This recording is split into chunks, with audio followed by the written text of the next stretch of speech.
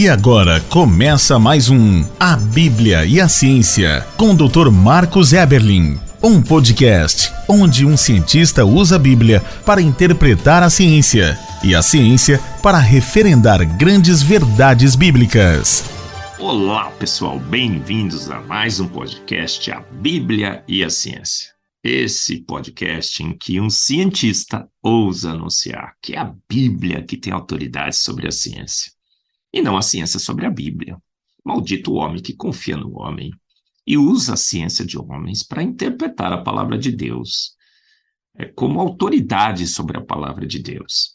É maldito o homem que vê uma teoria científica como o Big Bang e acha que deve interpretar a palavra de Deus como Deus, lenta, gradual e sucessivamente estruturando o seu universo ao longo de milhões e milhões de anos. Não, a Bíblia é muito clara.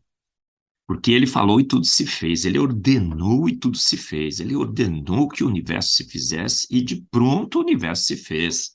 Salmos 33:9, Salmos 33:6, ele soprou o universo, um sopro de sua boca. Pela fé entendemos que todas as coisas foram feitas pelo poder da palavra de Deus. Deus disse: haja vida e houve vida, haja terra e houve terra, haja luz e houve luz. É assim que devemos interpretar a palavra de Deus. E nesse podcast, temos apresentado grandes verdades bíblicas que têm sido corroboradas pela ciência, pelo investigar da natureza. A boa ciência e a boa fé sempre andaram juntas, andam e sempre andarão. Se aquela ciência concorda com a Bíblia, é boa ciência. Se não concorda, já podemos saber que não é boa ciência. Darwin, por exemplo, já poderíamos ter de cara percebido que a sua teoria não faz sentido, porque Deus, a Trindade, se reúne e diz: façamos o homem à nossa imagem e semelhança. E nesse podcast, o podcast 137, falaremos de outra grande verdade da palavra de Deus. Dinossauros eram herbívoros. Olha só.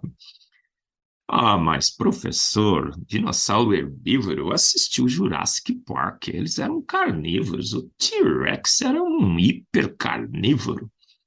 Não tem como você imaginar que dinossauros eram herbívoros. Olha só, eu recentemente falei num podcast famoso aí, né, de que o T-Rex era herbívoro e os reacts todos apareceram. Olha, o professor Marcos disse que o T-Rex comia folhas, grama. Que absurdo. Ele era herbívoro? Não, carnívoro. Temos evidências e provas. Que provas eles têm?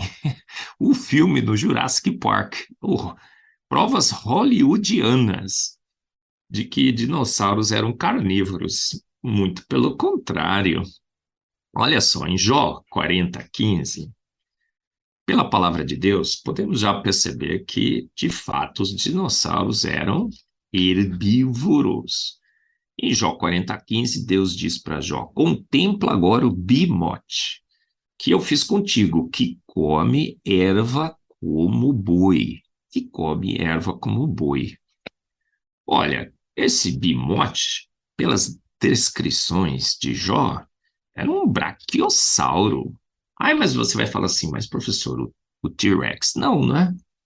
Não, olha só, em Gênesis 1:29-30, também lemos assim: e disse Deus: eis que vos tenho dado toda a erva que dê semente, que está sobre a face da terra, e toda árvore em que há fruto, que dê semente, ser-vos-á para mantimento.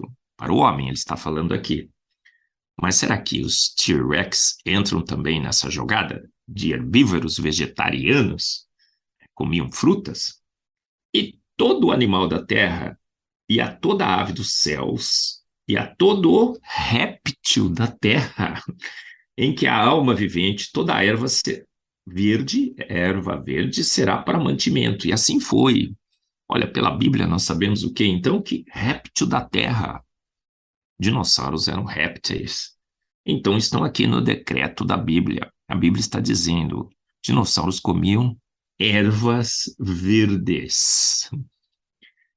Olha, mas o que que aconteceu então? Mas será que o T-Rex sempre comeu erva? Parece que não. Depois do dilúvio, quando eles saem da arca, a vegetação está rara, difícil de encontrar, escassa na terra. E aí, em Gênesis 9, de 2 3, Gênesis 9, de 2 a 3, depois do dilúvio, lemos assim: E o temor de vós e o pavor de vós virão sobre todo o animal da terra, e sobre toda a ave dos céus, tudo que se move sobre a terra, e todos os peixes do mar, nas vossas mãos serão entregues. Então vemos que depois do dilúvio, Deus diz que os animais começam a ter medo de nós. Por quê? Porque nós nos tornamos carnívoros. Deus nos entrega esses animais como alimentos. Tudo quanto se move que é vivente será para vosso mantimento.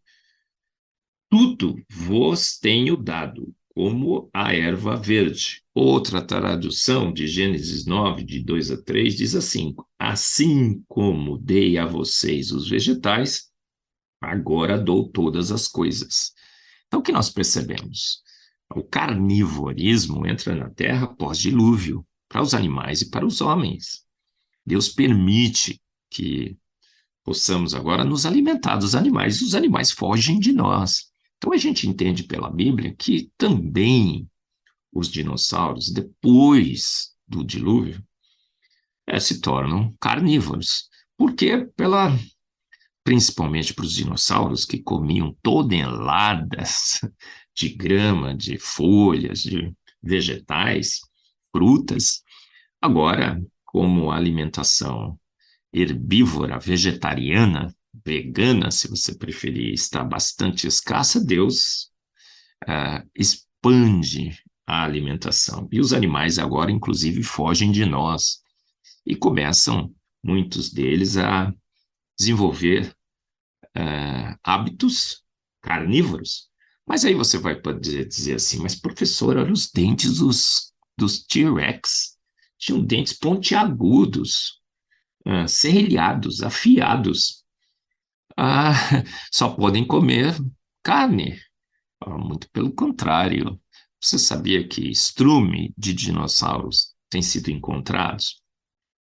E muitos tiranossauros, né, que o T-Rex é dessa família, né, Tiranossauro Rex, foram encontrados estrumes desses animais, aonde predominava grama, vegetais, ervas.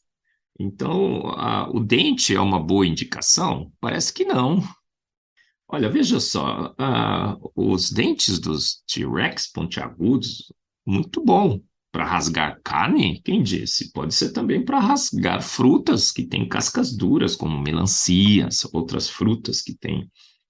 Olha, você sabia que muitos primatas, se você olhar os seus dentes, têm dentes exatamente similares ao T-Rex. São pontiagudos, serrilhados. Morcegos, tem muito morcego que só come fruta que tem exatamente a mesma morfologia dos seus dentes que o T-Rex. O urso panda, tem os ursos panda gigantes que você vai olhar a arcada dentária dele, se ele morresse e fosse fossilizado, todo mundo diria, olha, o urso panda é um carnívoro. Não, mas a gente sabe que ele só come bambus. Veja só, temos também primatas que têm uma arcada dentária muito parecida com o T-Rex. Olha, como o acari preto da África do Sul, o gelada da Etiópia, são primatas que dentes muito pontiagudos. E você olha e fala, nossa, só pode ser carnívoro. Não, eles são herbívoros, comem frutas, inclusive. Então, a gente não pode usar, né, a morfologia dos dentes para tirar nossas conclusões. Maldito homem que olha morfologia de dentes no registro fóssil e diz carnívoro. Olha, faz uma inferência absolutamente, uma extrapolação absurda.